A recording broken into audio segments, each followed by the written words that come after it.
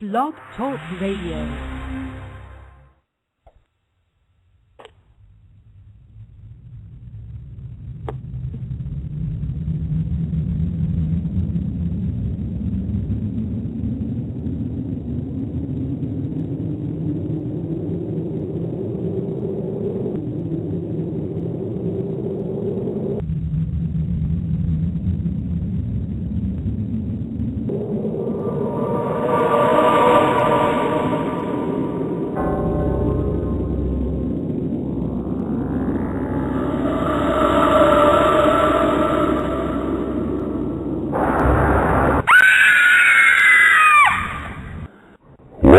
From Winston-Salem, it's Sunday Night Dead.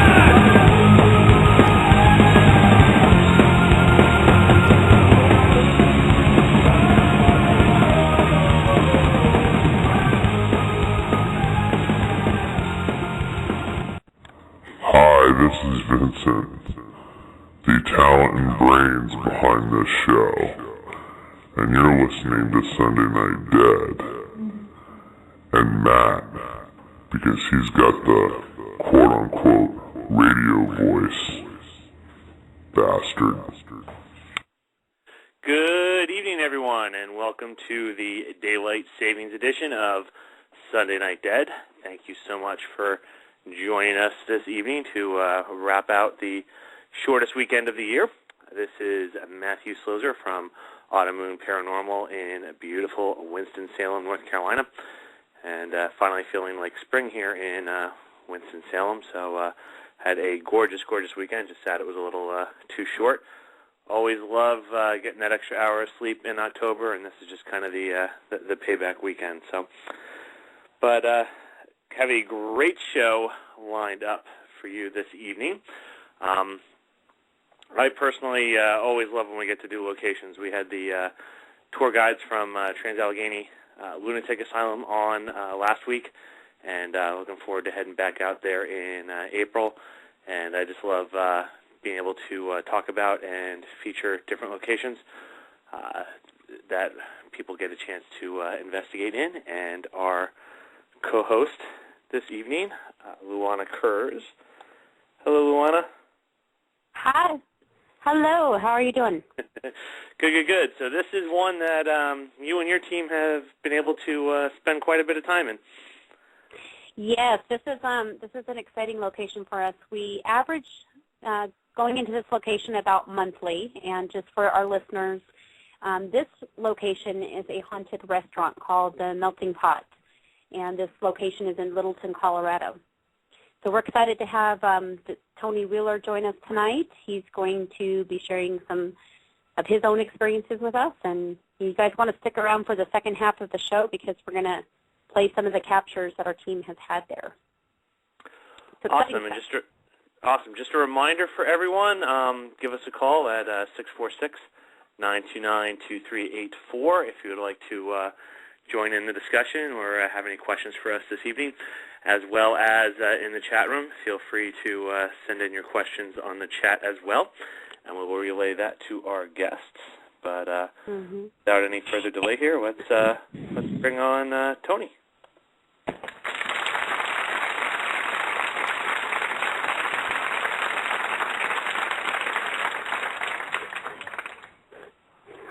Hi, Tony. Hey, guys. That made me feel warm and fuzzy. I appreciate that. Thank you. Yeah, nice applause we have going there.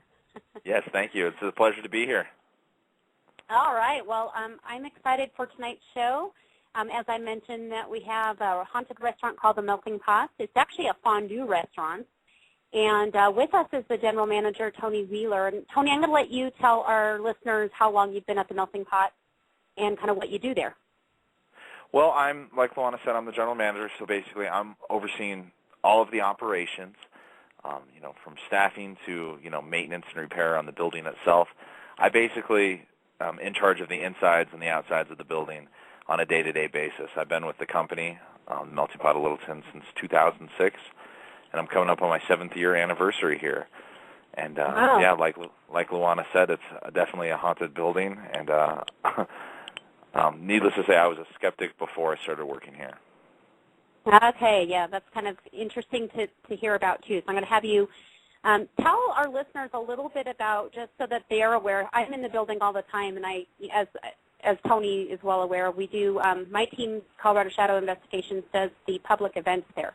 And what that really is we have people come in and they get the chance to have dinner there, and then during dessert, I come in and I educate them on the tools that we use, the equipment, how we investigate, basically educate people on that. And then we give them the opportunity to try to experience some of the hauntings there as well after dessert. And so if you could share with us a little bit about the history with our listeners so that they understand what the building has been through time. Yeah, absolutely. Well, it all started in the late 1800s. The Melting Pot is right up against a state highway. And on the other side of that highway is the Platte River. At one time it was one of the biggest rivers in all of Colorado. As you can imagine, coming down from the Rockies, catching all the different tributaries, and then going off through the Colorado River and so on and so forth.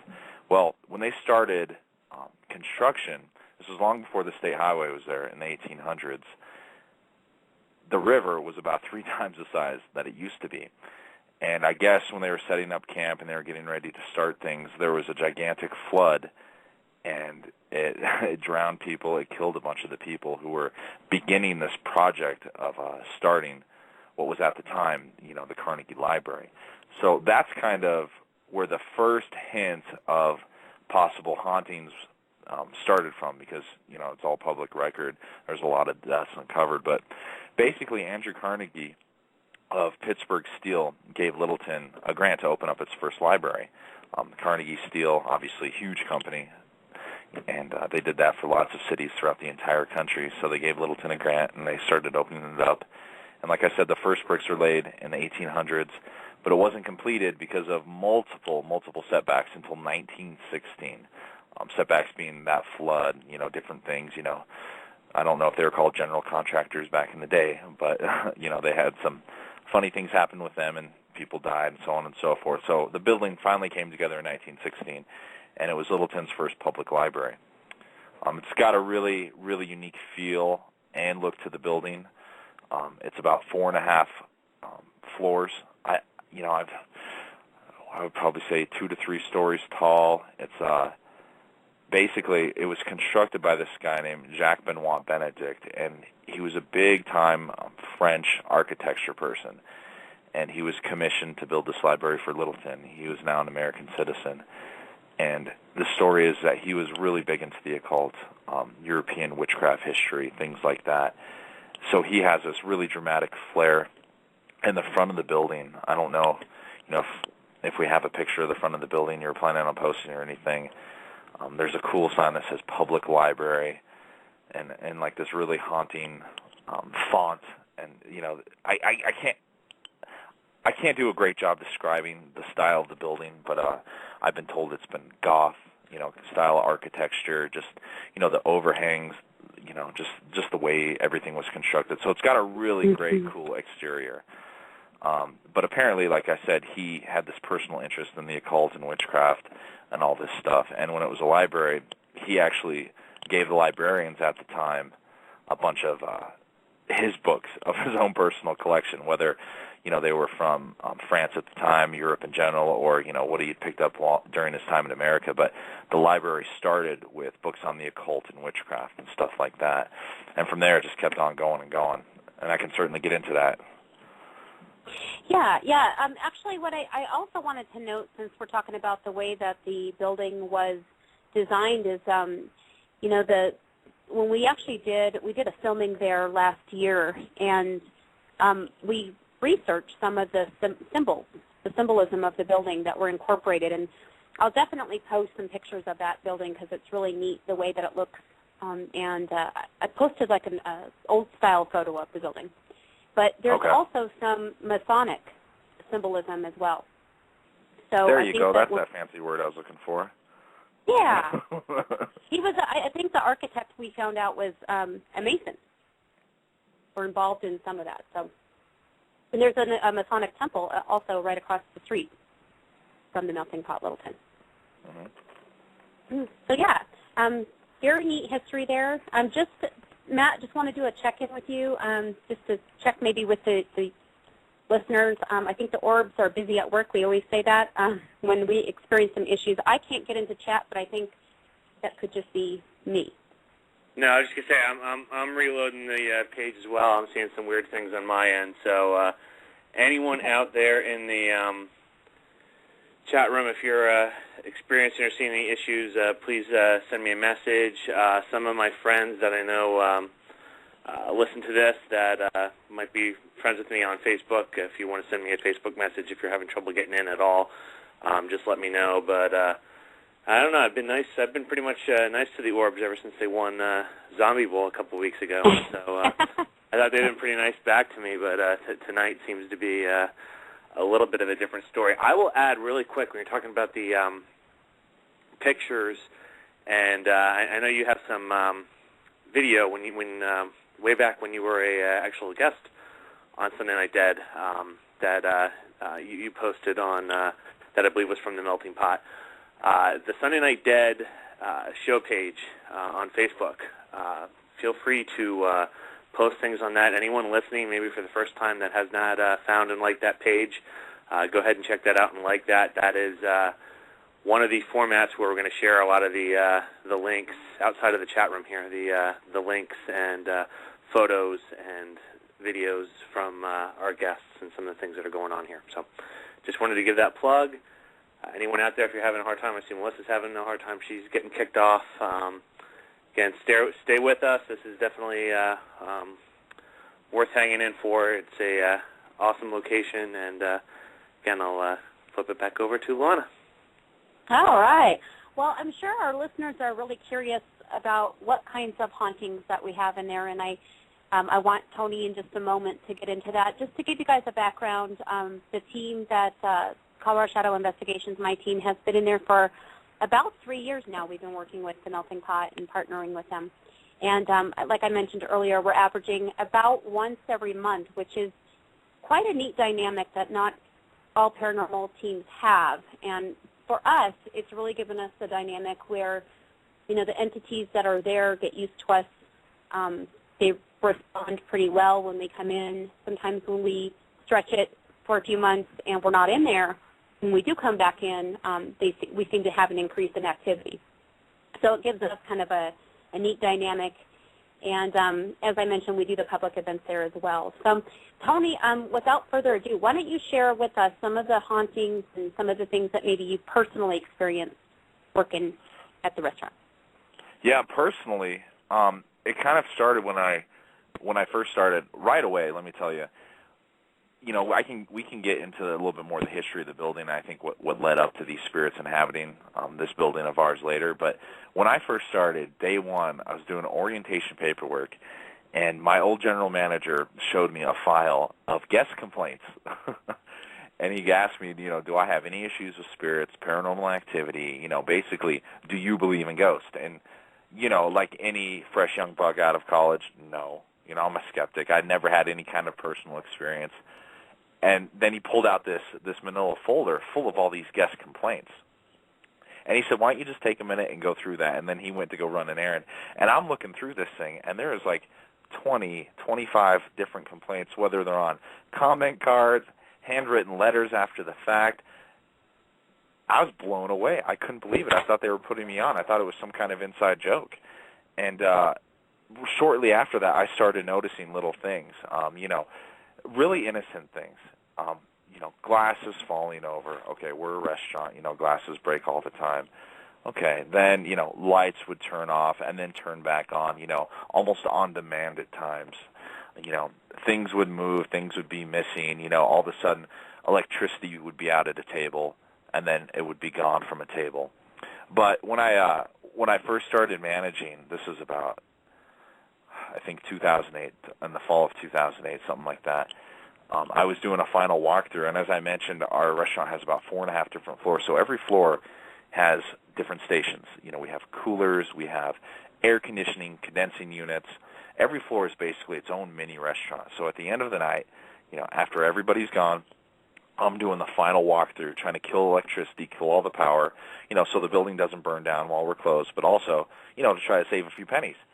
So I'm walking around, going in lower. I remember I just turned off the air conditioning unit, and I come around this corner, which I've come around a million times before, and right in my ear what sounds like 3 or 4 different people just whispering, just, I mean, that's a terrible example. Don't quote me on that's what they said, but I mean, it was right there, right in my ear, and I remember whipping around the corner like, whoa, what was that? And of course, nobody was there. Nobody was there. So I ran up the stairs into the manager's office, and I went and got my flashlight. And I come back down to finish the job, you know, that I couldn't help finishing. And as I'm coming around that same corner again, I hear the whispering in my ear. And around that corner, we have a lot of private. We're a super romantic restaurant, so we have a lot of curtain tables. And I flip open the curtain to this table, and the chair is flipped upside down on top of the table. And I just got, like, the biggest, craziest, like, sensory, like, I felt like I was having an outer body experience like this, just all through my body, and then I just felt it, like, float away from me. So that was super creepy. And then another time I was managing, and again, this is downstairs, and we usually get a lot of paranormal activity in the women's restroom for reasons, again, we can talk about later.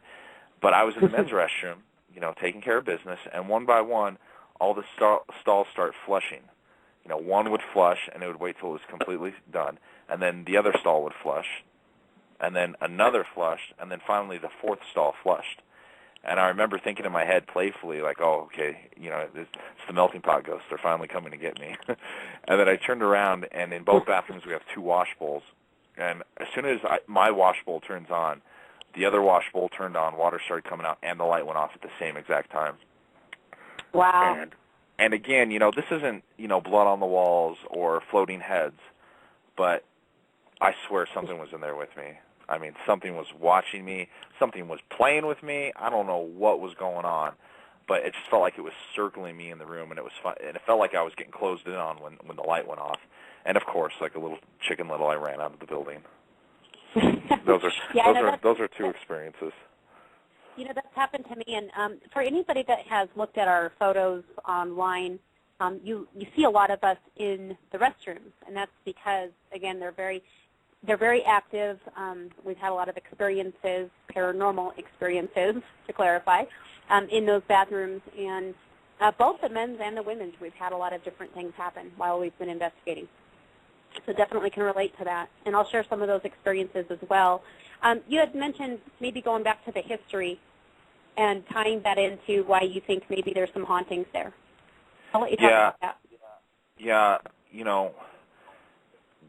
we've had, CSI's Luana's group is the most successful, the most respectful group that we've ever worked with at the Melting Pot. I mean, we have had over the years dozens, you're welcome, dozens and dozens and dozens of different paranormal teams and researchers want to come inspect the building because they've heard of the history of the building. I mean, this building that we're in is a mainstay in Littleton. It's Historical Society owns it and all this kind of stuff like that. So we've had a lot of basically, clown car groups come in, and every group, as bad as they might be or as professional, as outstanding as Luana's group is, they uncover a little bit of the written storied history on the building, in public record.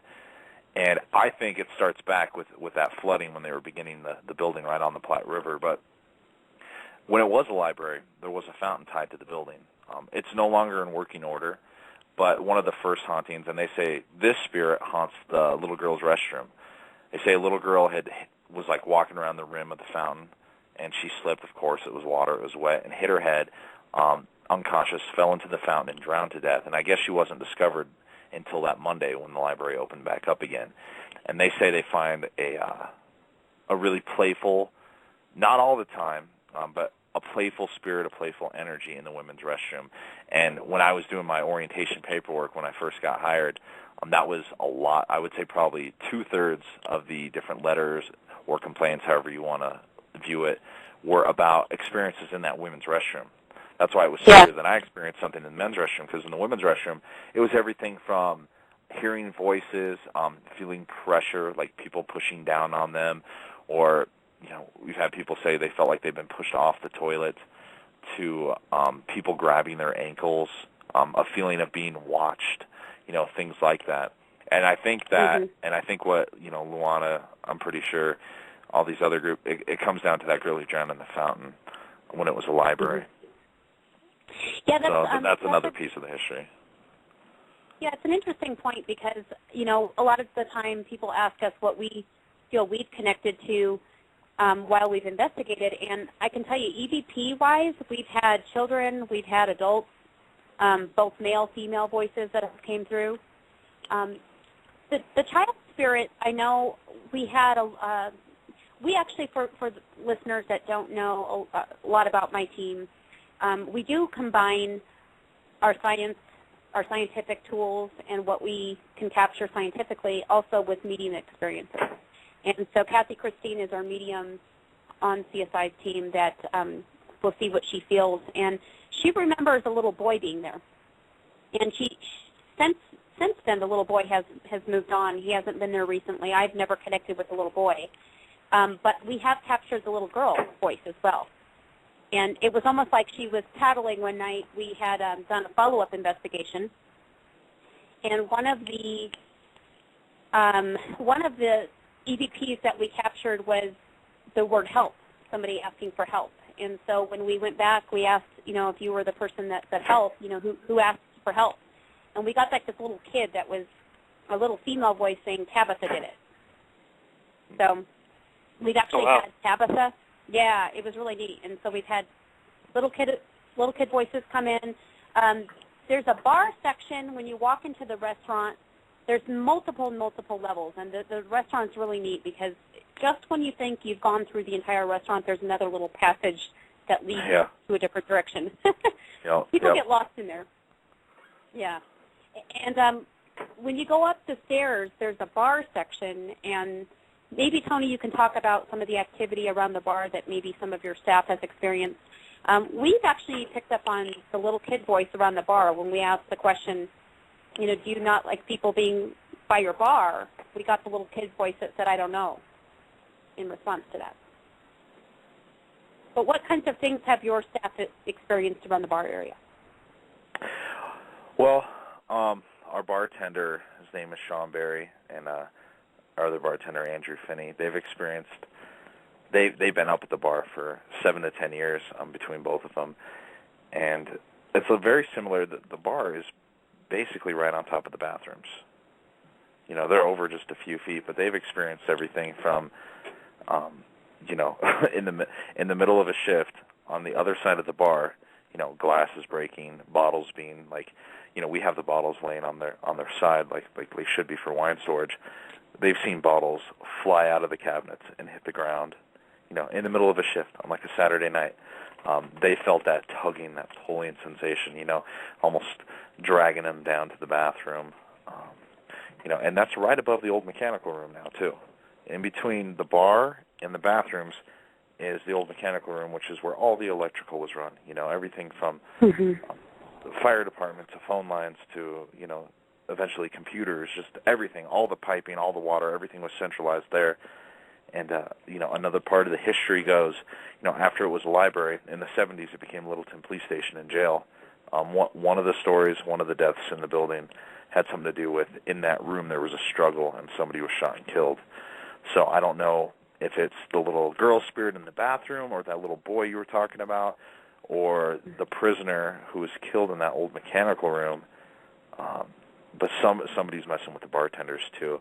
And the guests love it. They sit up there and they want to hear all about the history of the building and the ghost stories. And then every now and then they see something happen up there, and it's just so much fun. It's so much fun for the average person who's just coming in just to see stuff like that. It's really cool. Yeah, and I was going to say, for the listeners, there's not a section of the restaurant that I feel is not active. We've actually captured EVP on all different levels. We focus a lot of our investigation, I think, down in the basement section. Maybe you can talk about that, Tony, but that used to be some of the holding cells during the time that the building was a police station. And so there's been some activity down there. Prior to when CSI started investigating, there were some experiences that other groups had down there as well. Yeah, that's absolutely correct. It's partially underground, and I don't know if that has something to do with the people who were, drowned or something like that. But right next to the bathrooms, there's two different locations where there used to be holding cells, for like a drunk tank or something like that. And per the historical code, for the city of Littleton, there's certain areas in the building, specifically downstairs, where we still have original brick from the 1800s. And on those, of course, we put tables. It's a neat little nook, if you will, in the restaurant. It's really private. But those original bricks are above, the back of the booth of the table, and you can see scratch marks, like almost as if, how like you see in movies, somebody's like marking off the days on a calendar, like in their cell. Kind of the same thing, but it's almost like somebody's just kind of dragging, like trying to claw their way out. It's really, really, really cool. People love putting their own hands up to it and feeling, that's the size of my hand, I could have been in there. And we have guests that come in all the time that talk about, when my dad was here, he got thrown in jail for the night, and, he said he felt something. He said he felt a spirit. My wife, her grandmother, rest her soul, she just passed away. She grew up in Littleton and used to go to the library all the time as a little girl, and she remembers her friends trying to do seances, outside by the patio fountain and stuff like that. But yeah, we get a ton of paranormal activity downstairs in that basement area, I think for a variety of reasons, really. I know that before we started investigating, one of the other groups that was in there had a glass shatter and the napkin had blown up during one of their investigations. And I'll tell you, my first experience when I went to the melting pot, the very first time I investigated there, our cameras weren't feeding through properly to the DVR system because we hooked up cameras and we ran one of them down into that basement area, the annex area. And I went down by myself just to see if I could hook the cords in because you guys were still closing the restaurant at the time. And as I came downstairs, the lights were actually off already in that section. And usually once people are out of the building and the lights go down, I can get a good sense of the energy in there. I can feel if it's going to be an active night, and and sometimes it's heavier in certain places than others. In that area, that was the first experience I ever had, was just going down in that one area to check the camera feed and just feeling just like somebody was standing right there and wanted me out of their space. And that was, it actually scared me. I tried to just plug the cameras in really quickly, and I booked it back upstairs. Hey, Luana, Yes. I'm going to just jump in really quick here. I'm still seeing in the chat that there's lots of tech issues, so this is going to sound really dumb and superstitious, but usually when I give one of the orbs their time to speak up here, it usually gets better. So if we just pause here, and I'll let the orbs say their piece. Okay. If it's going.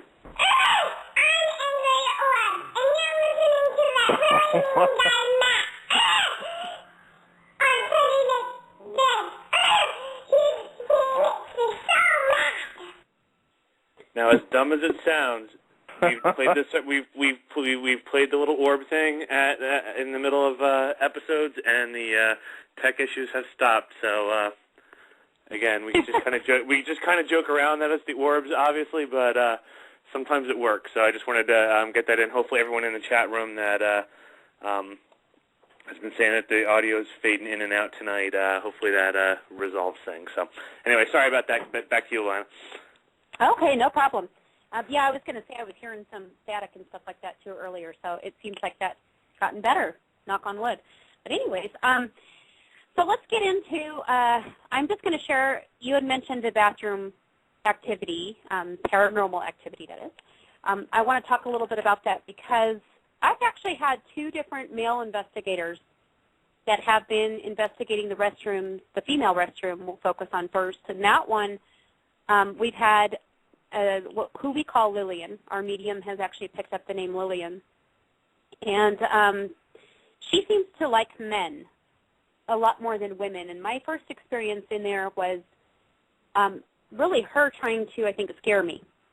I went in there and I was trying to, to see what would happen when everyone was walking around outside of the restroom area. I went in there during an investigation, and she's actually gotten very active with me. The first time she made some sounds in there, what sounded like the stall door kind of shutting, and kind of spooked me out a little bit when I was in there.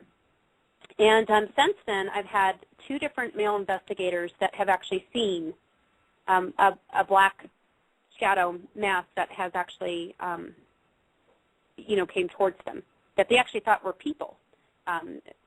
One of us when we weren't even near them.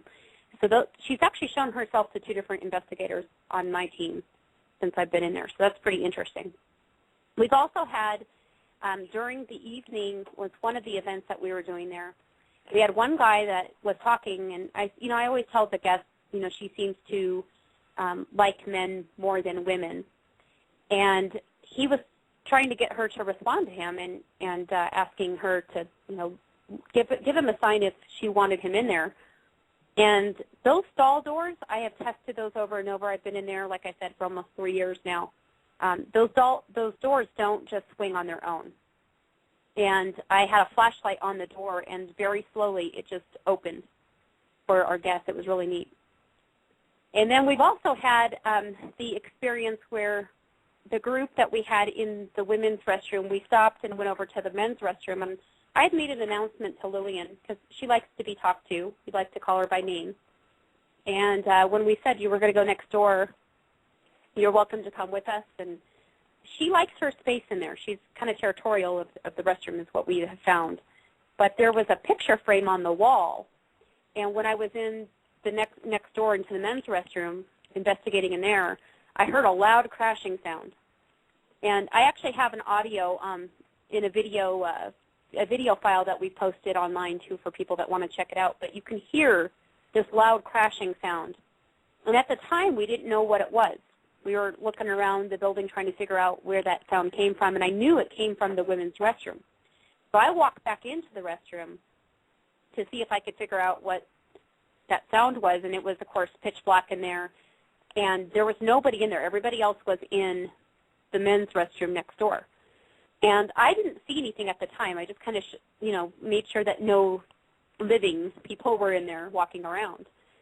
And I ended up going back into the men's restroom, to join the rest of the group that was still in there. And when I didn't bring the group of people back in there, we heard another loud crashing sound. And when I went back in there, we finally said, okay, obviously something's trying to get our attention. Let's go back in there. The picture frame on the wall was actually, one of the guests stepped on something, and he said, can you shine your flashlight down here because I'm stepping on something. And the picture didn't just fall off. It was like down to the very end of the stall. So there's like 3 stalls in that restroom. It was down by the 3rd one where it was hung up by the 1st one. And when I looked at the hanger on the wall, the force of whatever had knocked it down pretty hard to the point where the hanger had actually bent on the wall. And, of course, our guests were like, couldn't believe their eyes. It was just amazing. They do get very active like that. So that's a little bit about the women's restroom. I just wanted to ask about that with these things. Your experiences, both of you in here. Anything that so the girl tends to be a little playful, and I get the water running and the stalls closing. That obviously that would be a pretty freaky thing. I mean, really, restrooms can be a little. I always laugh whenever we go to any of these asylums and things. People are always like taking pictures of the restrooms and things because they're just like inherently creepy. But any times with this that you feel that whatever it is being aggressive towards you? I mean, obviously the picture moving like that and the frame and the hanger getting bent obviously is a pretty at least forceful activity. I'm just curious, do you get that some of it's kind of aggressive, we don't want you here, or do you think it's more of a we want to get your attention? I'll answer, and then, Tony, you can add what you feel is there. Okay. I think it's a combination of both. We've had so many different, what I feel are different entities that have been, some of them are kind of remain there, I feel. Some of them move in and out, so they move on, others come in. I do feel that there is a grumpier spirit upstairs, and downstairs we've had some grumpier things as well. And it seemed like last year, close to about the August time frame, the energy shifted again. And we've actually, when we first started investigating a few years ago, one of the very first EVPs we ever captured was a male voice saying, "Get out." And I think that was on the top level. There was also downstairs, it seemed like the energy had calmed for us for quite a while, but then whatever, maybe a different entity, I don't know, or maybe somebody had kind of disrupted the balance in there. We had on one of our public events down in there's a couple different holding cell areas. There was the jail cells down at the bottom of the stairs. And it was in that area that we had the napkin came with the silverware actually came off the table and just landed on the floor, and then a glass had shattered as well during one of our events. So it definitely would seem to indicate both. What are your thoughts, Tony? Yeah, with me, I don't know if it's because I'm respectful. I'm not like a mocking kind of guy. When I come into the room, if I'm by myself, I don't say, "Oh, hey, ghost, leave me alone. Oh, don't mess with me tonight." I'm very respectful of the building. I try to preach respect to my employees about, even little things like taking care of it, keeping it clean. So I feel like I get good energy from it, playful energy, if you will, if not just a little bit creepy from time to time because it's so unexpected. But I've had 3 different employees quit because of this negative or aggressive energy or, experiences. One girl quit because she said a ghost came home with her, followed her home, and she was great too. Great server, cared so much about the guests, really made great connections with people, and she came in the next day and quit. She said her apartment was haunted from a melting pot ghost.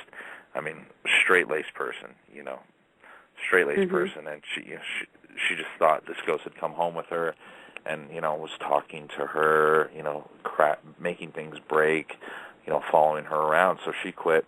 Then I had another guy who is no longer with us too, but he moved on. He went to graduate school. He had a table.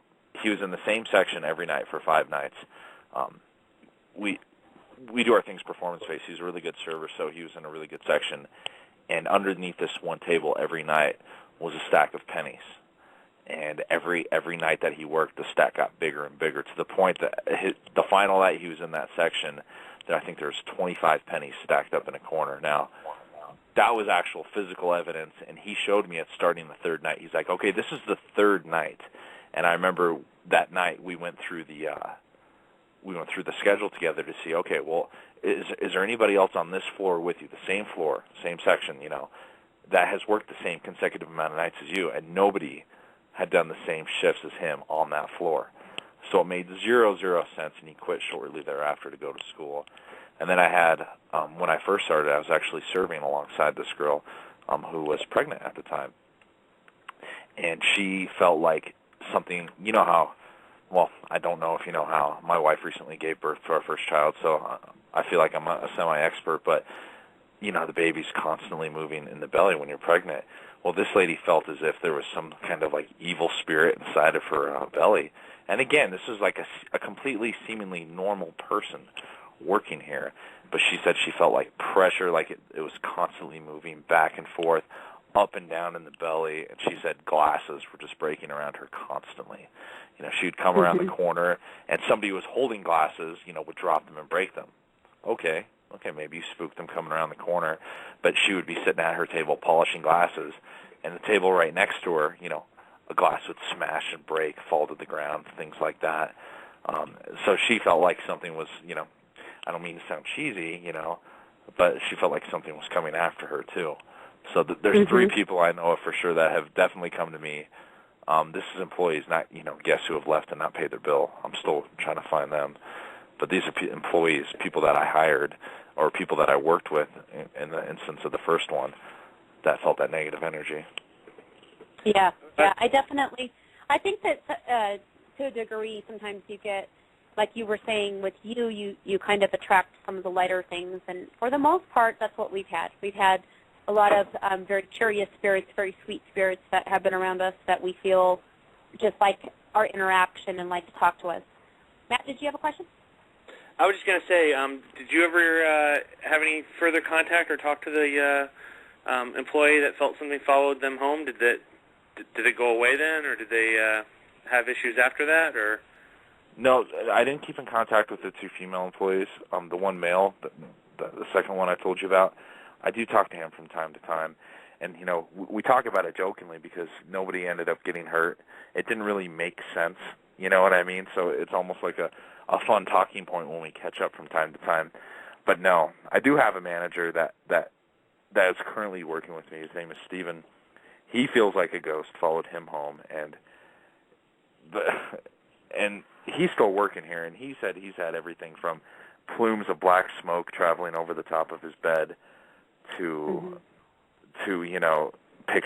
picture frames being turned around, and they actually he had a group come out and do an investigation. I don't think they found anything that time, but he ended up leaving that apartment, and he's currently house hunting. Tony, that was me. That was me. Yeah, I actually did it. That's what I thought. I wasn't 100% sure if he went with you. Yeah, actually, I try to, for the employees especially that have, some activity, I try to be a resource to them as well. If they feel like something's in their house or something followed them home, we try to go over there. And I do remember that. He was pretty terrified. We did have some strange things that happened that night, but, definitely interesting.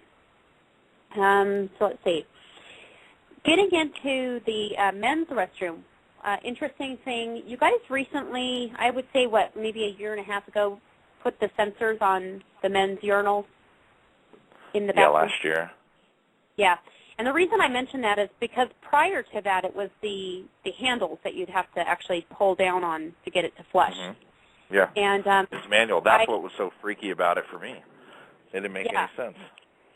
Yeah. So you had the experiences where the toilets flush for you. I actually went in there. This was earlier on in my experiences with investigating, and I walked into the men's restroom. I was actually by myself. We had some people around the corner, and I just wanted to at least open the door and see what I experienced. And we have that door, what is it called, the door stopper or whatever that holds the door open? Yeah, door stopper. That's good. Yeah, when I walked in there, it's like I just put one foot down, and that door came, closing on me. And I'm trying to debunk it because I'm like, okay, obviously it could have slipped, or, maybe the vibration of stepping on the floor caused it to come close on me. But at the same time, I also felt very strange in there. It just was a feeling I didn't really like. And I had another investigator that decided to go in there and put the recorder on the countertop, and he couldn't get in there very far without feeling that same way. And so later, he came upstairs and he said, I wasn't able to put the recorder on. I just don't like, the feeling in there. And I said, well, let's go together. Let's the two of us go down there and see what we can find. And so we walked into the bathroom, and we have a recording of this online as well.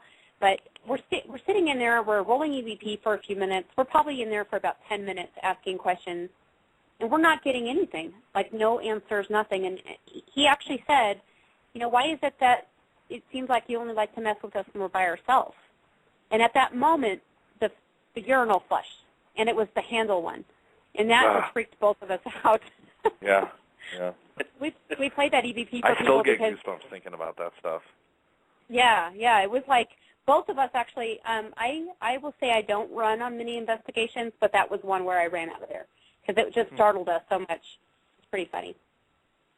Well, I have to just quick add, that what you described there, Tony, about the time you were in the restroom and you kind of all the way down the line, the toilets are flushing and then the sink runs and the lights go out. That's like, the kind of stuff you see in horror movies. So, I don't blame anybody that would bail on that, and Luana the same way. You don't expect that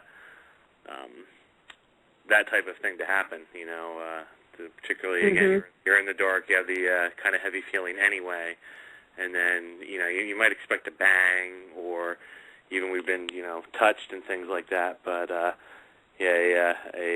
urinal or a toilet flushing would be definitely kind of out of the ordinary. So. I had a question that I saw in the chat room a while back that I just wanted to relay from Melissa.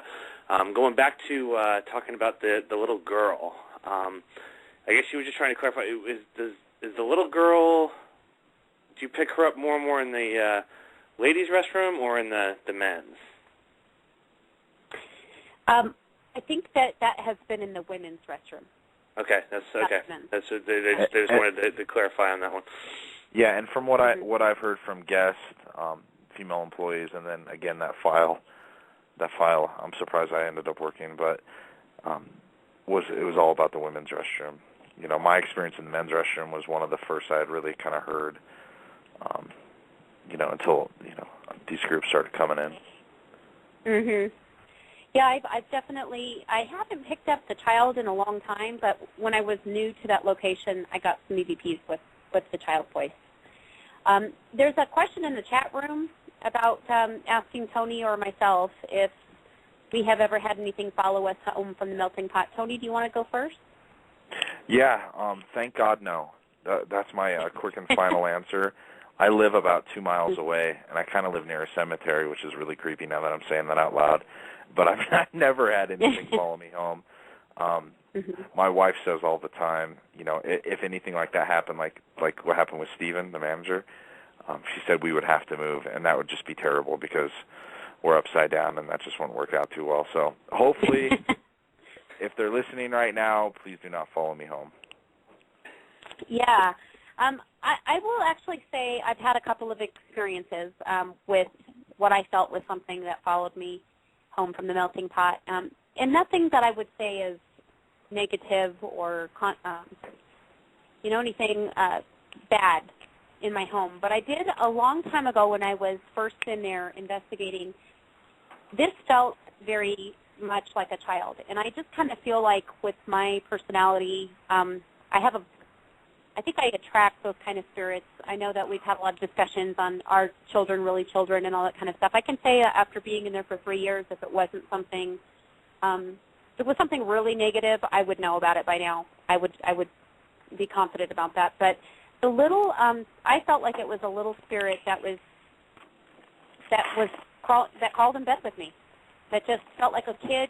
I thought it was actually one of my kids. I came home from the investigation one night, and I crawled in bed, and then it was like something just crawled up and was like cuddling next to me like a little kid would. And I actually thought it was my kid.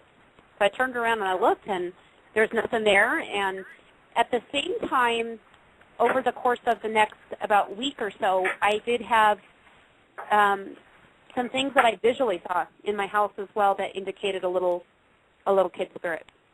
So that was one time. I also had something that was really kind of odd, and for anybody that's any of our listeners that maybe have been to the melting pot, Tony, you probably remember us talking about Seth.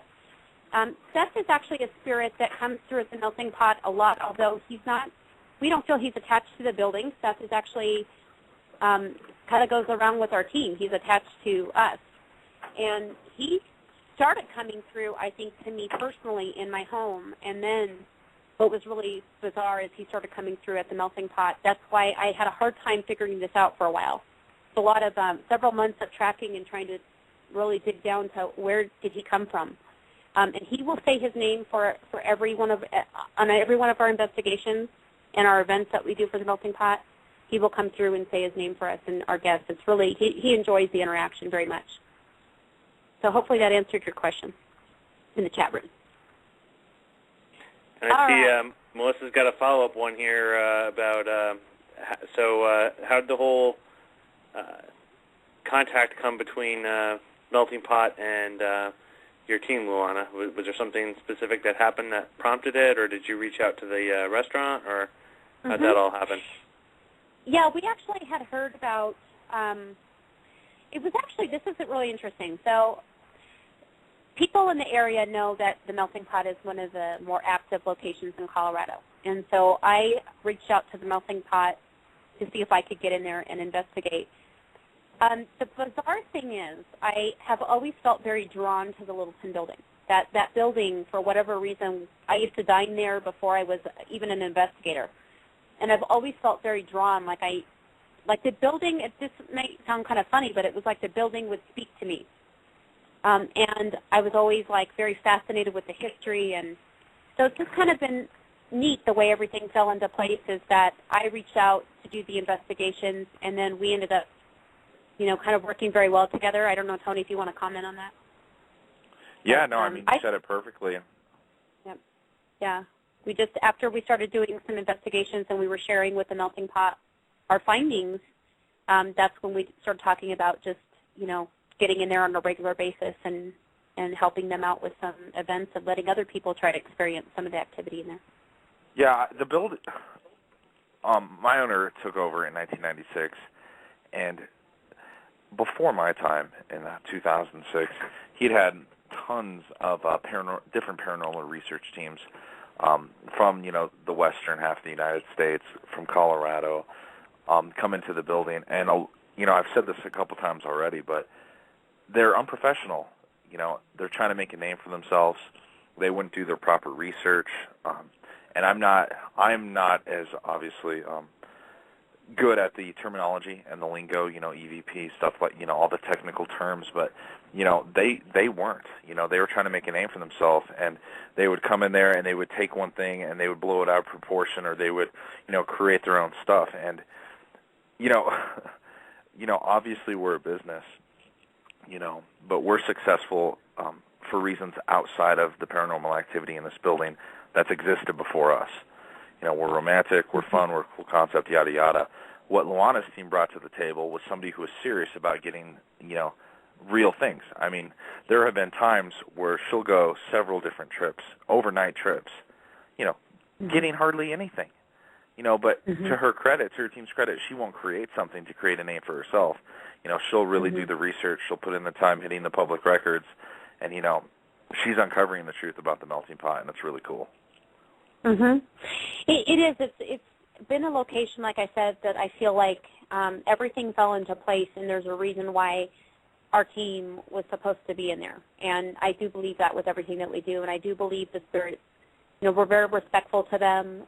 We do try to, as I mentioned, we have a medium on our team. We do try to help some of those spirits that may feel stuck, like they need assistance, and we do get a lot of help voices, not just in the Melting Pot locations, but in a lot of our locations. And so we like to think that a lot of them, from what our medium has said, love to be at the Melting Pot. It just seems like they're very happy there. I think there's a combination, and I think Tony would probably agree, that a lot of the activity that we experience has been a combination of spirits that maybe were tied to the library.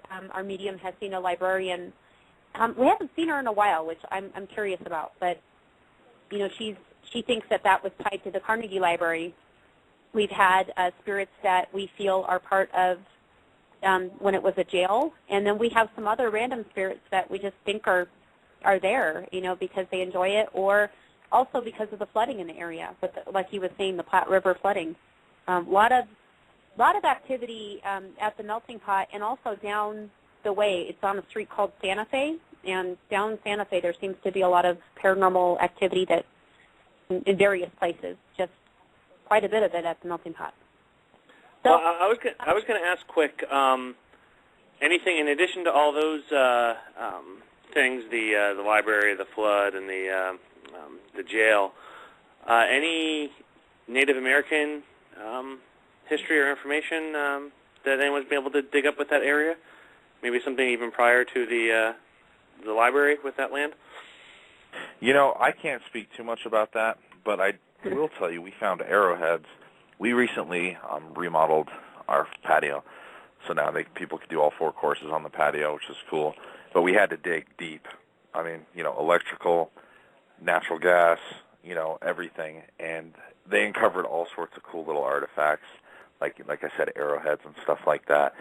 So I've got a couple of them at my house. I think it's pretty cool. But obviously, I don't have any kind of dates on that or anything like that. But Colorado was huge Native American country. Almost like a hub, But no, that's pretty much all I know.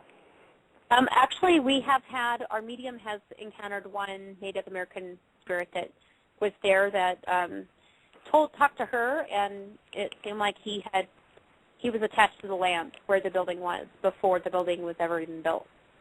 So that's kind of what she picked up on Native American-wise.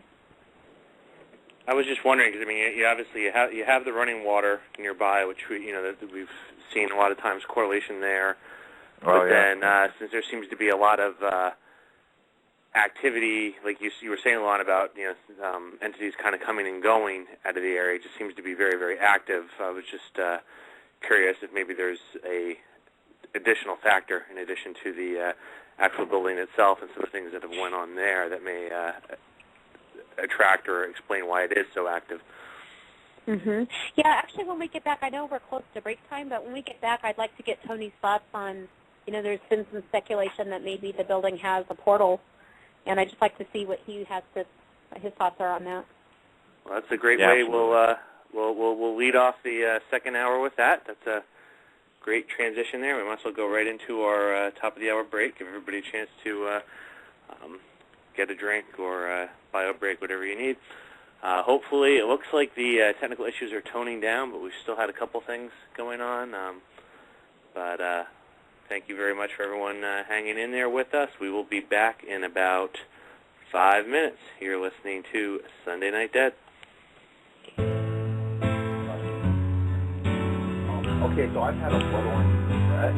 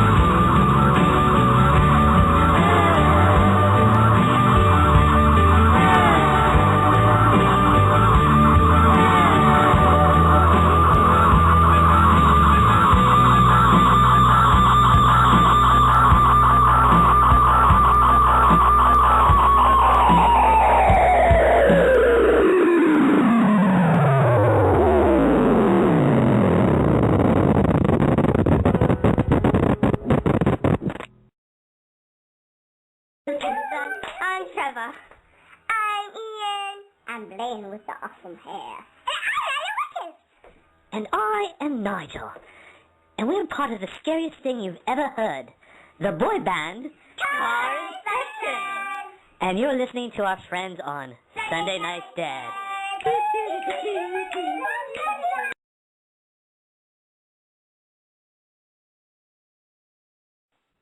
There, if I could get my audio going, the orbs are still sabotaging me. Welcome back to Sunday Night Dad. I have to say, I love doing the car inspection one just to pick on my daughters on this, but they were good sports and they helped me record that one. So we will bring back Luana and our guest from the Melting Pot, Tony.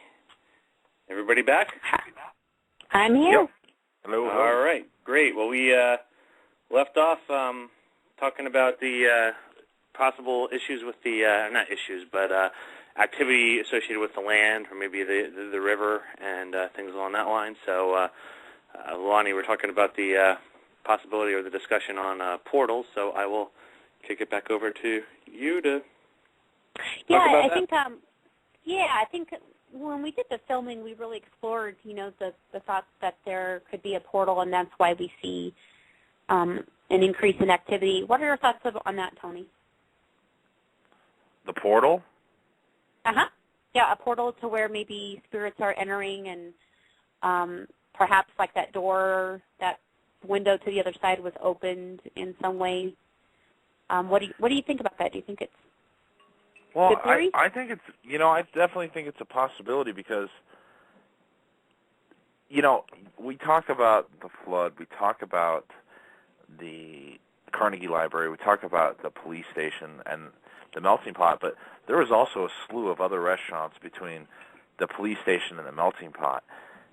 I just think, I don't know, there's been so many different types of people in this building, not just, our guests coming from all different races and creeds, but, I mean, librarians, people checking out books, criminals, just different people throughout the past, over 100 years. I don't know if there's just different people from these different time frames all locked in this building together. That's why we get some activity on this floor, boy spirit here, girl spirit there, and they just can't pass. I don't know what the deal is. I don't know a whole lot about portals in general, but just with the history of the building, I don't know. I mean, I could see it, sure. Can I throw an odd theory out there? Or should I say a theory, an odd possibility? So you mentioned about the architect on the building being kind of into occult things from Europe. Yeah. If he designed the building, could there be a possibility, and again, I'm just throwing this out here, that since he had that interest and knowledge, could the design of the building itself be somehow related to tie into some energy or something related to the land?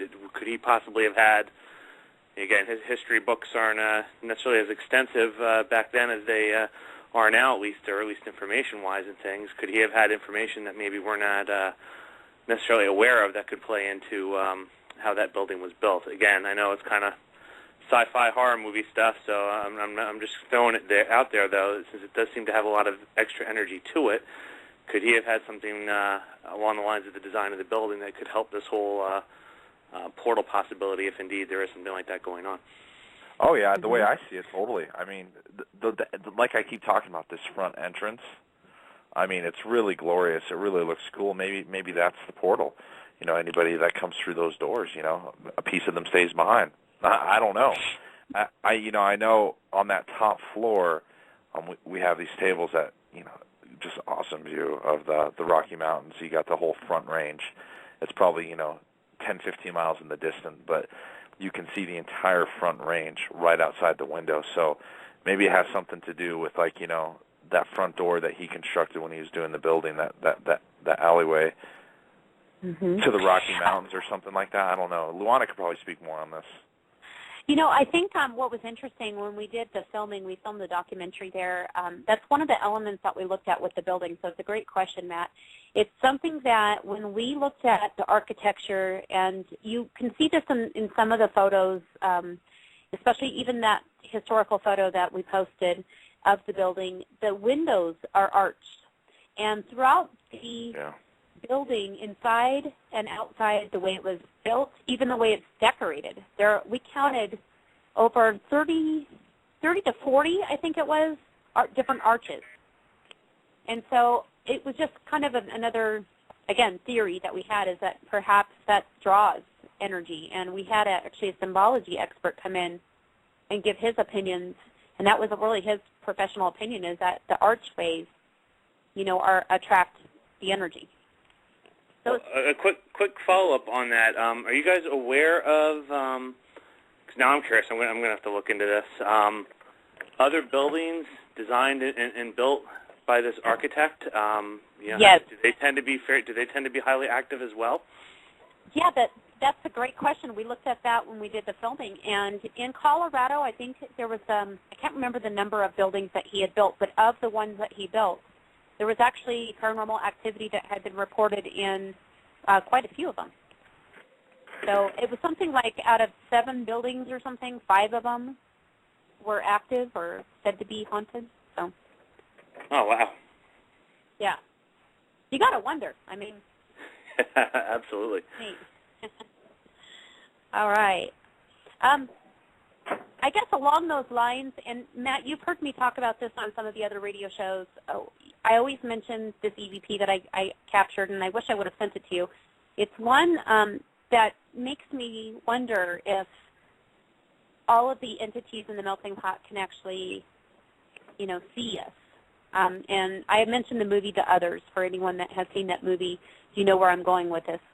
But this one time that I was investigating at the melting pot, I was sitting in the banquet room, which is, Tony, that's pretty much the middle of the building, correct? Yes. Is that what you say? Yeah, it's kind of the middle central area of the entire building. That's where we do the public events, and very active room, captured a lot of voices in that room. And I remember I was by myself. I was actually monitoring the DVR system, and I was mapping out the rotations for the team as we went into the second part of our investigation. And so I was talking to myself, and I think it's kind of funny because I think spirits like to bust you when you're, when you're by yourself or talking to yourself. And I had my EVP rolling. I always keep it rolling in there because I learned early on when I started investigating, even if we're not in investigation mode, they start talking to us. Like the moment where we get in there and start setting up, they're talking to us. Absolutely. And so I put my recorder on, and I'm over there mapping, and I'm talking about different people. And when I went back through my audio, what was really bizarre is I got this great EVP that was, it was a male voice, sounded male to me, and it was like he was hearing me talking out loud.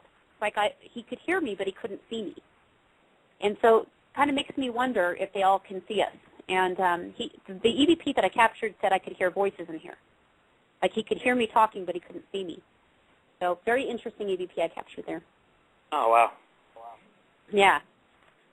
Yeah, and Great. going into,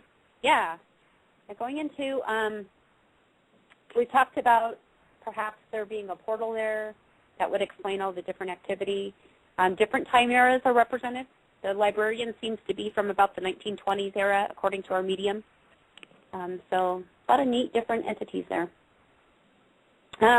Just looking in chat to see if there's any questions we may have. I think we're caught up on the chat questions, but I did want to quick throw a plug in 646-929-2384 if anyone would like to call in. I saw somebody was trying earlier, and the orbs got them. So if you get the chance to call in again, please try. I'm going to share later in just a little bit when we get into our EVP section. There's one EVP that I think is just phenomenal that you guys can tell me what you hear, but we actually captured what sounds like two spirits talking to each other, and I've never had that kind of experience anywhere else that I've gone, so that will be a neat EVP to listen to. We have, and that is on the upstairs level. Like I said, if you can visually picture the restaurant, when you walk in, there's dining area to the right, and then off to the left is where we go up a set of stairs to the bar, and then another set of stairs to some more dining area. That's where we call it the couples booth. There's a booth off to the right when you get up to that top level that a couple, our medium always sees a man and a woman sitting there very much in love. Tony, I don't know if you can, if you want to talk about the photograph that one of the guests captured there of the sign, the melting pot sign. Oh, yeah. That one is super creepy. It's the middle of winter, and they were the last guests leaving the building late at night, and we have this sign right out front. It's gold and purple. It's kind of fun. It just says the melting pot, and they were trying to take a picture of the building with the sign, like, oh, we had dinner here, like, post it on Facebook or something like that. And right, like, on the side of the picture, it looks like a full-figured person with eyes, mouth, arms, hands, almost like it's leaning into the sign, like, hello, I'm here, nice to see ya. That picture, that's one of my favorite pictures. That was actually, when we were on the Biography channel, they used that picture for their television show. That was really cool. Yeah, it looks like, if you look at the photograph, I think they said they captured it with their 35mm camera or whatever, but it looks like a couple dancing if you look at the mist that was captured in that, and that's who we think is the couple. So very much in love. If you go up a little bit further, there's actually one more set of stairs that leads up to the mezzanine area, and that's where we feel the kind of a grumpier spirit. Our medium calls him Edward. That's the name that came to her. And he doesn't really like to interact much, so we try to respect that. That's also in the area where we captured, some of the get out voices when we first started investigating there. So we try to just say hello to him and kind of take our guests, in other areas so that we can respect that he doesn't want anyone in his space up there. Do you think, Luana, do you think Edward was the spirit that did the help and silverware? I don't know. I mean, it was in the same area. There was some thoughts on silverware that had spelled out a word, and not sure if it was help, I think is what we captured, the voice on the top level saying help. Yeah, that's what I remember. Yeah. So I think it would be probably consistent with, actually, when we asked the question, that was the little girl Tabitha, I think Edward hangs out by that area, but he doesn't like interaction. When we asked the question, though, we got the help on the top level in the mezzanine area. We actually captured two helps, one down in the jail cell area and then one on the top level. And it was the top level that we got the little girl when we said, we did the follow-up investigation. We said, can you tell us who did that? That was Tabitha did it. And Tabitha is another spirit that our medium, has interacted with, and we've actually helped her and young mother and, helped her kind of reconnect with some of her family members. Our medium does that. I focus on the EVP portions, and then she kind of works off of that. Sometimes if spirits need help, she can help them cross in some cases. So that's from the top level. And there was a question, I guess, in the chat room going back to the arches. I just want to make sure I answer people's questions. I think that the question was from Melissa, what did the arches have to do with? And from the symbology expert, that's not really something I'm real familiar with, but the guy that we called in during the documentary that we filmed there, he was under the impression that could draw energy. From what he had researched, it had something to do with drawing energy through these arches and not having a way necessarily to exit, if that makes sense. So you go to this archway, and again, I don't know much about it, but that was his opinion, is that perhaps with all the arches throughout the building, it draws the energy there, but sometimes the energy has a difficult way of leaving. Although I know that from our experiences, we've had, I mentioned the spirit, like the little boy spirit that we don't feel there's anymore, the librarian that we feel has moved on. And so it's a theory. It's something that was interesting to think about. All right. And Tony, I think you're going to be with us until about another 15 minutes or so? Yep. Okay. We've covered the top area.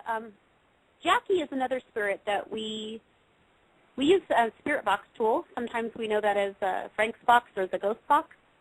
and we like to use that. We've had a lot of great experiences with it there in the melting pot. That was one where we asked for, Jackie's kind of a funny spirit, likes to joke around, and Jackie's actually a guy, not a female. And he said his name through our spirit box for us before. And there used to be a picture, and I know that Tony, the melting pot, has remodeled that corner booth where we like to take people, known as Jackie's booth. Yeah. But we actually, do you remember the zebra in there? The zebra photo that you see? The famous zebra, yes. I could never forget it.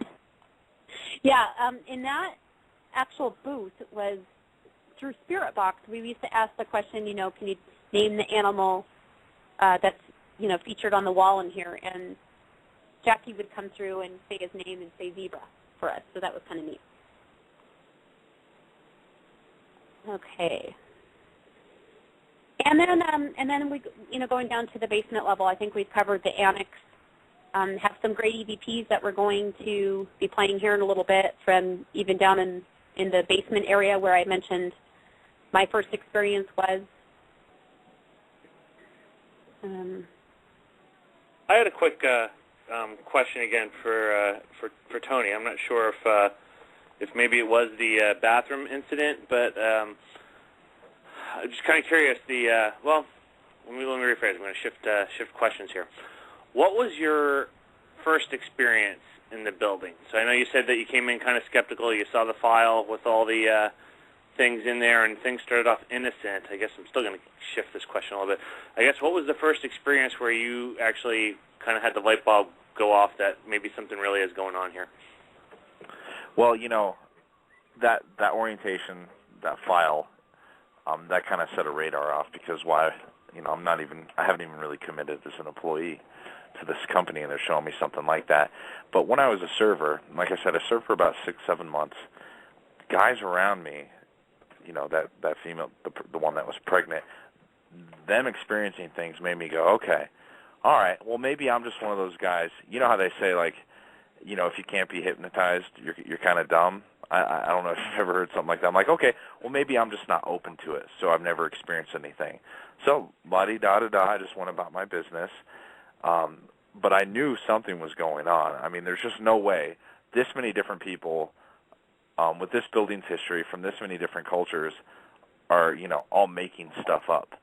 So, I mean, I kind of believed in it, but it was when I heard those voices in my head, when I was the only person in the building, when the chairs flipped upside down. That's when I felt it, and that's when I had my first personal experience with the spirits in the building. Any times other than maybe the bathroom time where you were really wished you could leave the building at that time, but you're managing it and you need to stay there? Any other kind of late night experiences that got you? Not so much anymore. Because I've seen the employees come and go through the years.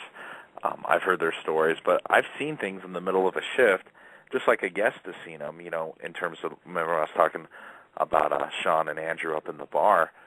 I've seen, bottles and glasses break, and in my opinion, I didn't like that. I don't want to freak out my employees. They're guests coming in. I don't want to have to come in on my day off and train people because we're short-staffed. So I just try to stay really kind of cool, calm, and collected, and I playfully remind everybody that, hey, these are playful energies, these are playful spirits, whatever it might be. I just love it when I get a new employee who doesn't believe in it. That's my favorite, because, I'm not here to convince them of anything. This is a business, it's professional, yada, yada, but it's just the looks on their face when they start seeing things. I was in Lower tonight, and my tray of glasses broke. Nobody was around me. Do you think it was a ghost? And I just go, I have no idea. But eventually little things start happening like that, and that's a lot of fun for me. But no, I don't get freaked out to the point I was in the bathroom, just because, like I said, I've never had, blood on the walls or floating heads or anything, over the top and dramatic. And I know the bathroom incident sounds really scary, and it was at the time, but considering the things that have happened to me and others since then, I feel like I got out pretty good. Yeah. You know what I Tony, mean? Yeah, I think what's interesting about what you said too is, with my experience being in the melting pot for so many years now as well, I've had a lot of servers come up to me and say, I always ask that question, have you had any experiences? And a lot of them are like, no, I hear about other people's experiences, never experienced anything of my own. I recently have had, the more I'm in there, people will come back to me, oh, Luana, guess what? This is what happened, and they'll update me on their own experiences, which I think is kind of neat. For each person, it's different. You have to kind of experience it for yourself, and it's neat when you can have people come back to you and say, yeah, I get it now. Yeah, totally. And any kind of humorous stories of anyone do like a dude run out the front of your door or anything at any time? Yeah, I've had guests leave. There was one female that we had that felt something on the toilet, and she ran without paying her bill. But the cool thing is she left her cell phone. So of course I didn't know that at the time. So immediately I'm calling the number she left on the reservation, and my server comes up to me because he's cleaning up the table. They were literally, we had just presented the entree part, with the fillet and the lobster and all the goods. And the phone was still there, so he handed it to me, and I'm like, okay, there's 3 missed calls all from the melting pot. She eventually came back in, and I asked her, hey, what happened? Why do we have your phone? I don't want to talk about it. How much is my bill? Oh, okay, let me go. I'll be right back. Let me go grab your check. So I had to look in the previous day's checkout, find out her bill, and when I came back, she just left $200 sitting on the host stand, and the bill was only about $150. She didn't even want to wait. She just put $200 down at the host stand, and my host up there was like, "Who was that?" She didn't say. She was weird. She didn't say anything. So of course I gave the server the tip, because he earned it, and that was kind of funny. But I've had a lot of guests just leave in the middle of dinner, and usually they don't come back. Mm-hmm. Interesting. Yeah, it's not for everybody. Yeah, not for everybody. Sometimes people are freaked out with that kind of stuff. Yeah, and a lot of it is they hear the stories. They've done a little bit of research, thanks to Google, and they come in and they get so amped up, and then they hear one thing or they see one thing, and it's just game on. You know what I mean? And I think that's what happens to some of our guests. Mhm. Oh, now do you notice any? This is kind of my thing on doing the stats and looking for trends and things. So I'm just curious, do you notice any cycles in activity? Does a certain time of year tend to be more active than others, or certain times during the shifts? I mean, obviously, the quieter it is in the building, kind of start up and shut down, you're probably going to be able to hear more. But I'm just kind of curious, do you have any kind of peaks and valleys in activity there? I've heard the theory that, the more energy a building has, maybe it rustles up some, paranormal energy or spirits, something like that. But I feel it's when things are a little bit calmer. Like right now we're in our busy season. It's going to slow down a little bit as spring and summer approaches. I heard you talking about your spring coming. We just got 7 inches yesterday, so we still have a little bit. We still have a little bit more of winter coming our way. But I feel when it's a little bit slower. I don't know if the spirits or the energies, they feel, like they have room to stretch, so to speak. But I feel like a lot of the things that happen, a lot of the things Luana picks up, other groups have picked up, comes when it's just not, heart-pumping crazy. When it, spring, summer, fall, I feel like we get a lot of activity. Mm-hmm. Okay. I think so too, and I think for our group, we see a peak when we are gone for a while. So I'm curious because we're going to be back there. We haven't been in your building to investigate in a few months, and that's usually when we see a peak in activity is when we come back. So I'm really anxious to get in there next month for that reason. Awesome. Yep. Very good. Any questions in the chat room? Feel free to forward them on. Very, very interesting. I'm curious about just kind of the history there in general with what's going on in the buildings. But Luana, I guess as you go through this and get more familiarity, I know you said that it's at the point where they're recognizing you. How would you say the activity has kind of evolved or changed regarding your experiences there, over the last 3 years? As they get more familiar with you, what have you noticed that's different? Yeah, I think it was neat. When we first came in, the very first investigation I did, I got like one small hey, like I walked into the room and that was all I got. And then over the course of the investigations, they started, and I always tell whoever's at a site, I always tell them who I am. So I'd say, my name is Luana, and then I started getting them to say my name. Like I would walk in and I'd be setting up, and my recorder would be going, and after my third investigation is when I got my name that they said. So that was really neat. I noticed now it seemed like the energy when we first came in, some of the team members had captured some grumpier spirits, and I think that the energy kind of calmed, and all of a sudden it was like, okay, they're here. We don't provoke. We don't come in to be mean to the spirits, and I think that they recognized that and they appreciated that. And so I think that because of that, and because of who we are, and that we are, our intentions are good, that they like the interaction. They actually do more with our equipment now. Like I mentioned, they get to the point where it's like they like interacting with us, and they like the company. I think a lot of them are very peaceful, at peace, but they not just like, I remember the REM pod. I use the REM pod, which is the device that has the antenna, and they can touch it to light it up. And for a long time, it would never go off. It just wouldn't go off, and then all of a sudden, the more that we're starting to come back, the more they're communicating through multiple devices, not just one. They're familiar with our equipment. They're familiar with who we are, our intentions, and so they start answering us more. So it's just really neat. And then, like I said, Spirit Box, I will just say I've never done an investigation where I haven't had something, something EVP-wise. So it's pretty neat. Oh, wow. Yeah, it's about 8:30, and Tony, I know we just want to say thank you very much for coming on the show. We'd like to share some EVP with our listeners. So if there's anything that I want to close with, it's thank you very much for the opportunity, not just for my team to come in and have a location that we're in. Again, it adds a really neat dynamic to our group. But I just want to thank you for coming on the show. Yeah, thanks for having me, guys. It was a lot of fun, and maybe we'll talk to you again in the future. Yeah. Sounds great. Thank you very much. All right, guys. Really appreciate it. Have a good night. Bye. All right. All right, and just so everyone knows, because the orbit's still going on, supposedly a studio audience. There they are.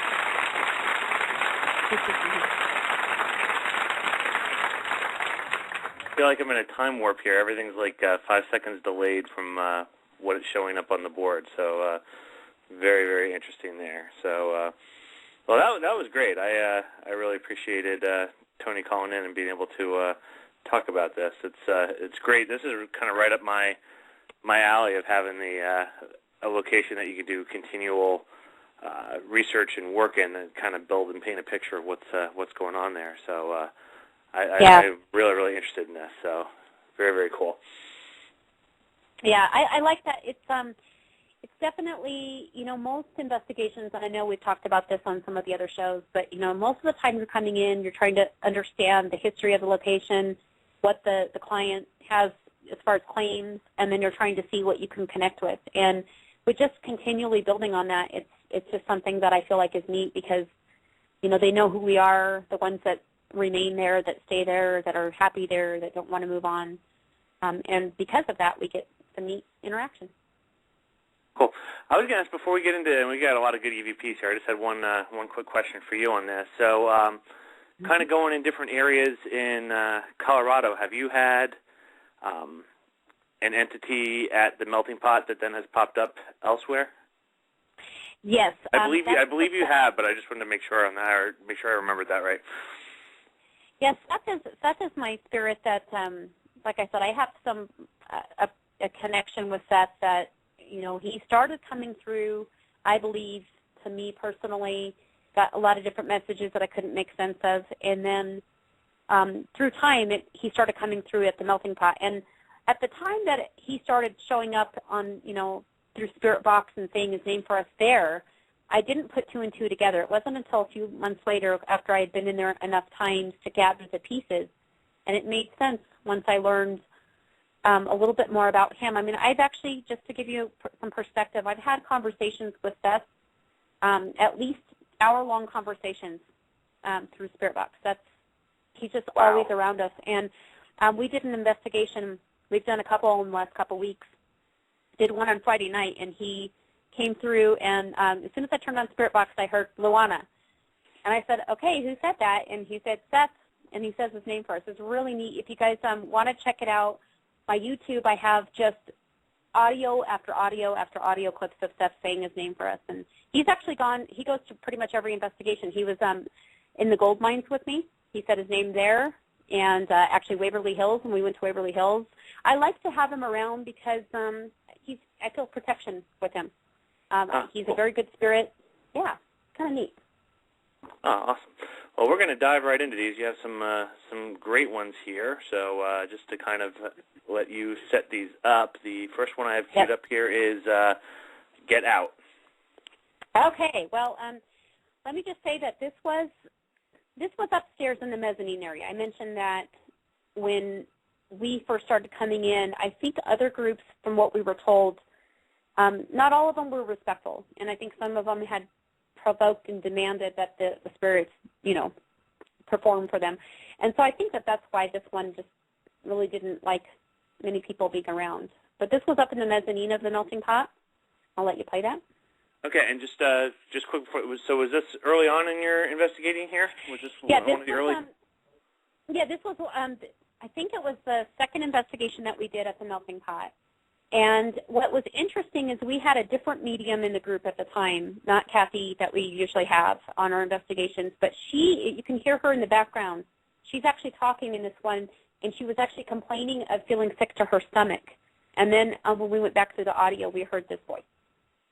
All right. It's so everyone, again, feedback from the chat room appreciated. I don't think you'll need headphones on this, but they always help. Here we go. Like my stomach. You can hear he's yelling. Like my stomach. I'll do it one more time. It's 2 words. Right in the beginning. Like my stomach.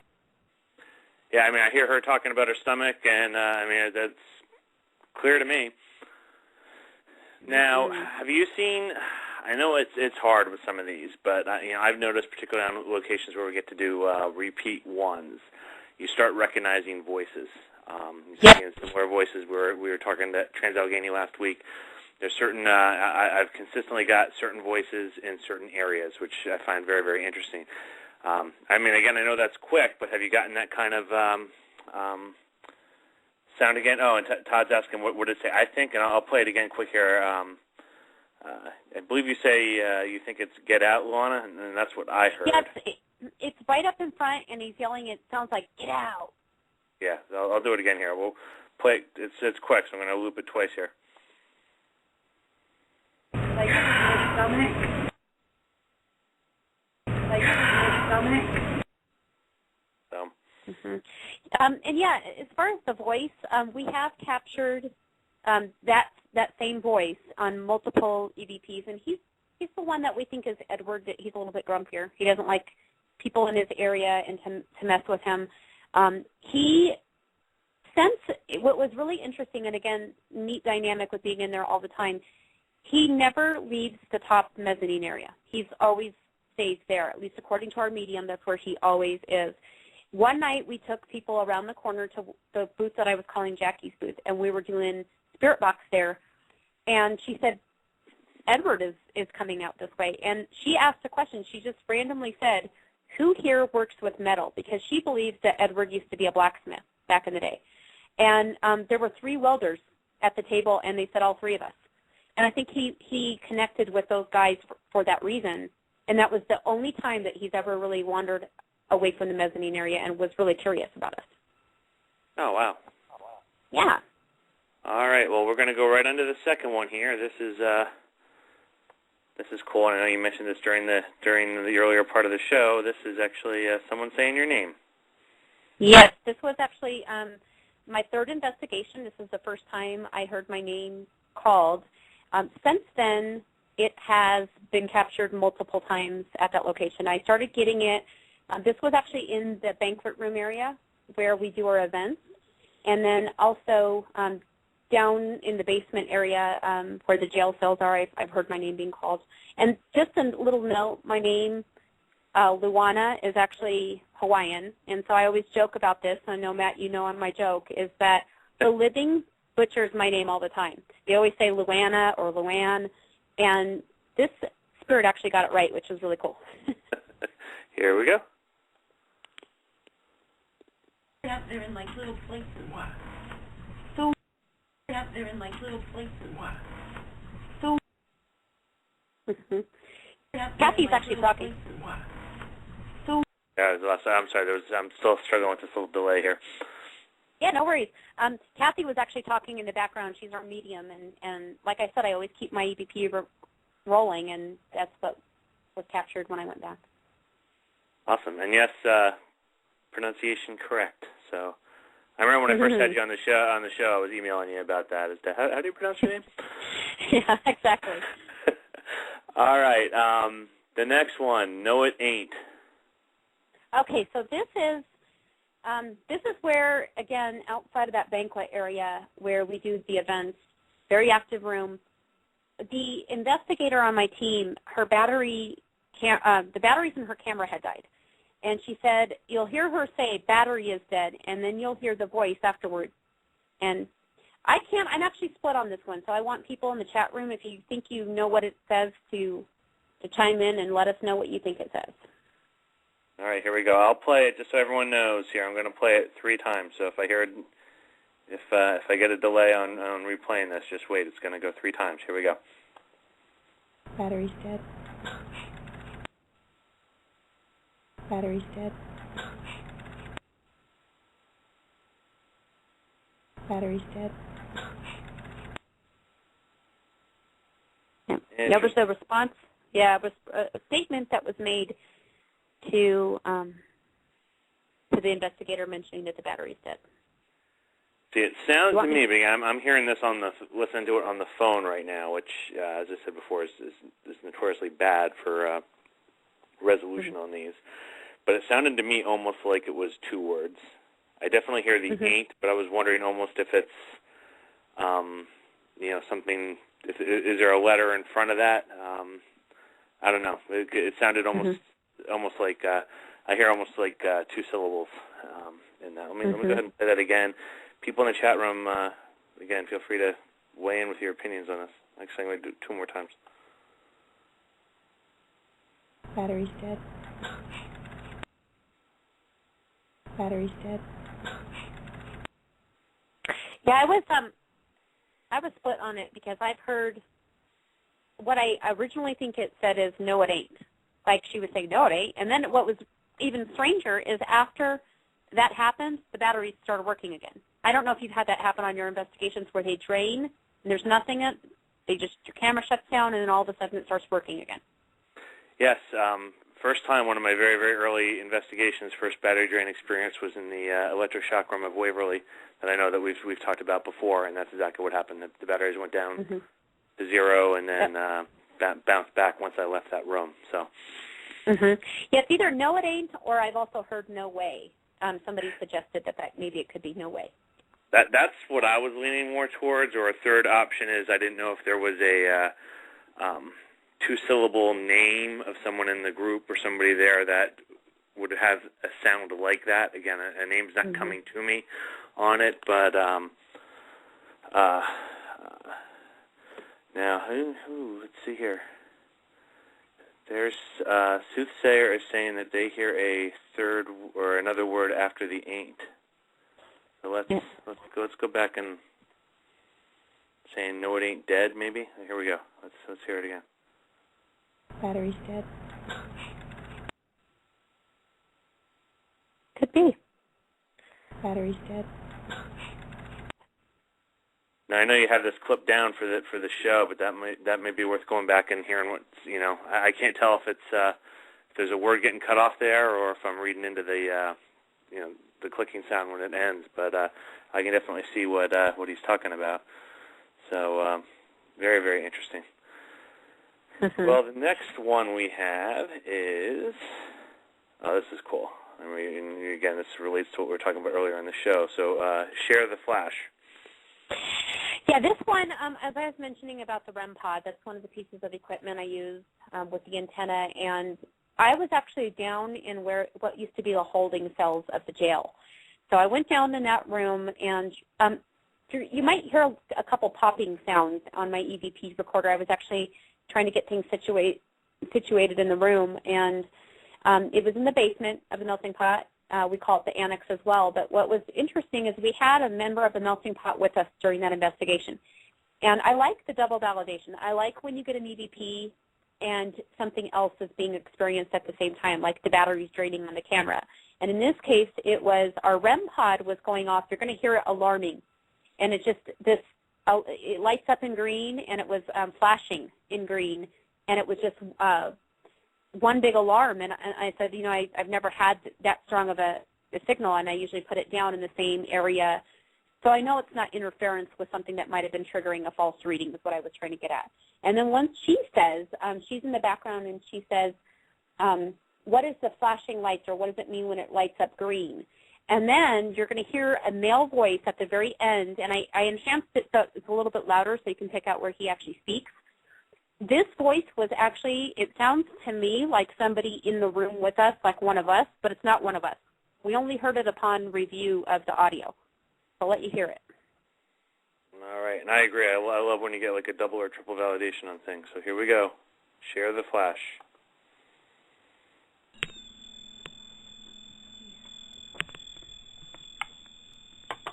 That's never happened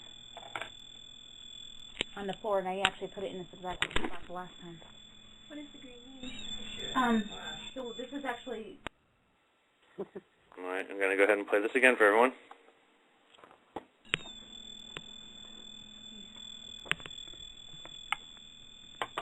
That's never happened on the floor, and I actually put it in this exact spot the last time. What is the green mean? So this is actually... Now, what I find interesting on that one, and again, this is just hearing it on the phone and hearing it only a couple times. There's almost I don't want to say robotic, but almost like I know it wasn't an ovulus, but almost like an ovulus-like, almost like a metallic texture to that voice, almost like. It reminds me almost of like those sci-fi shows when they the computer talks and or a robot talking there and stuff. Very, very interesting. I'm going to go ahead and just do this one more time for people to check that out. But I did find it very interesting.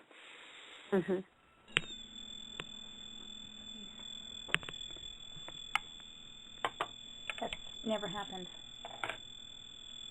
on the floor, and I actually put it in this exact spot the last time. What is the green mean?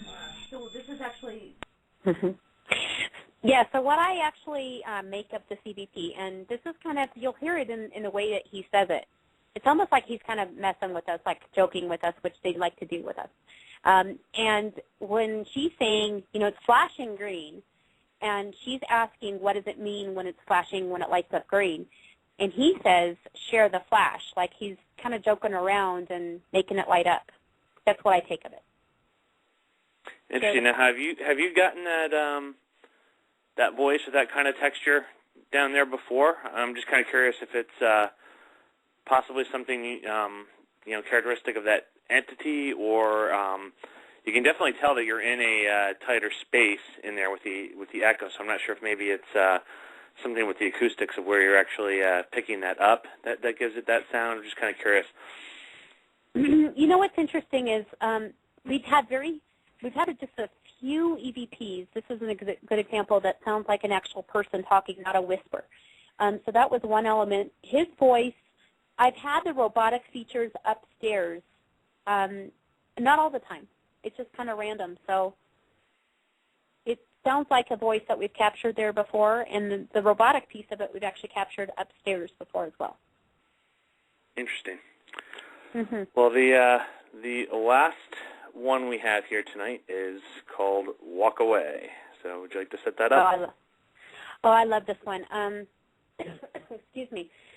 So this one is actually the EVP that I was talking about with where we feel like we've picked up two spirit voices. And the first spirit voice is, it's going to be really hard probably for most of our listeners to capture it with the speed. And I just want to talk about that for a second because there's theories that sometimes spirits will come through and be able to converse about 3 times our normal conversing speed. In this one, he talks really fast. It's a male voice. What's happening at the time, I mentioned that couples booth where there's a male and a female that our medium sees all the time. Well, our investigator put her recorder down there, and again, double validation, her camera starts malfunctioning. So she's down the hallway. Her recorder was left on the table, and she's down with another investigator down the hall, and she's trying to figure out why her camera just stopped working. So they're kind of talking in the background. And then when we went back through the audio, you'll hear what sounds like a male spirit and then a female spirit. And the female spirit is a lot quieter, so it's kind of hard to hear her. But just see what they capture, and then I'll tell them what I think it says upon. We had to kind of slow it down because he's talking so fast. Okay, here we go.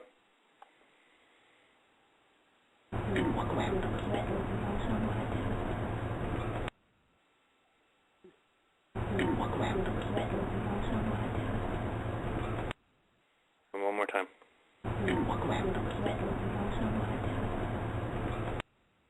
I'll say on this, and again on the phone, I hear the walk away, and then I'm going to say it's, I'm picking up what sounds like 2 syllables after that, but very, very soft. Can't make it out what it is. Mm-hmm. Tell me when, so in the chat room it looks like I want a little bit. Good guess. Tell me when you want me to say what I think it is. Well, is there anyone else? We'll give. I'm going to play it 2 more times here and give a chance for people to weigh in on the chat room, and then we'll.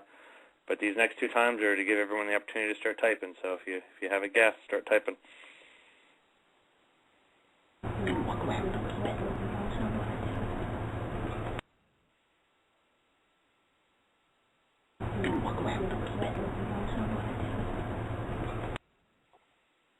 You know, listening back now again, I could be biased by this, but I could pick out that I want a little bit out of that. But let's see. We have.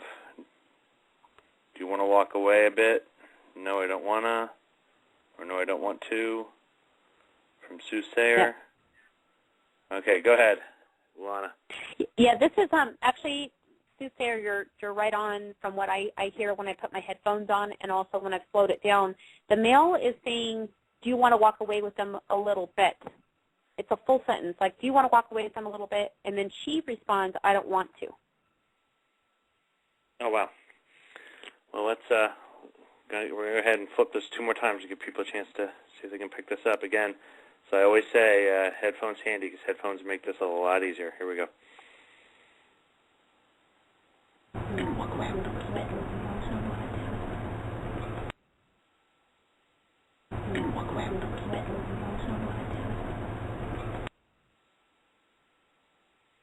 And Todd's asking, what was that sentence in reference to? Yeah, and that would be, the way that I take it is our investigators, she's down the hallway with another investigator. So there's 2 investigators down the hall trying to figure out what was going on with the camera. And it makes sense to me why they'd say, he was saying to her, do you want to walk away with them a little bit, like maybe to interact with us or to follow us or whatever it might be. And she sounds scared, and she's like, no, I don't want to. Okay, well, that makes sense. Awesome. Well, once again, the time has flown by here, so thank you very much. Great location. I absolutely love doing these location shows, so I really appreciate being able to feature this location that you've been to a ton of times, and really appreciate your job co-hosting here tonight. So or actually really, you were more the host tonight than I was, so great job, Luana. Thank you. It's been fun. It's always neat when you can share with others some of the locations that we get the opportunity to get into, and this one has been really fun for our team. We're there all the time, and I just think because of the activity, sometimes it's easy to lose sight of, like, okay, we get used to being in there all the time, and the team is used to it, but it's such a neat dynamic to have. It really is. Yeah, I mean, I know it's partially my personal interest here, but I love the location pieces, so I'll throw a plug out here to everyone listening as well. It's my goal to be able to feature at least do one location show a month here. So if anyone has one that your team works with a decent amount and would like to have featured on Sunday Night Dead, feel free to send me a message on the Sunday Night Dead Facebook page, or look up my own page, Matthew Slozer, and send me a message. But great show, Luana. Thank you. Thanks for all the listeners, and I really appreciate all the chat activity, too. It's been great.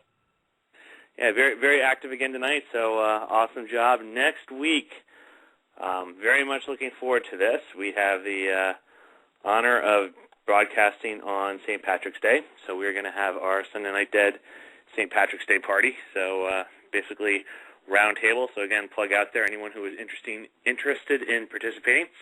Feel free to call in. The round tables are always fun, and still working on this, but I believe I'm going to have a special guest researcher from Ireland that's going to be on talking about some of their research that they do with the wee people and some of the other things out there in Ireland. So hopefully we'll be able to get that rolling for everyone as well. So looking forward to that.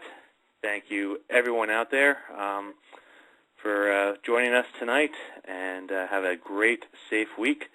We will see you all on St. Patrick's Day. Take care, everyone. Good night. Good night.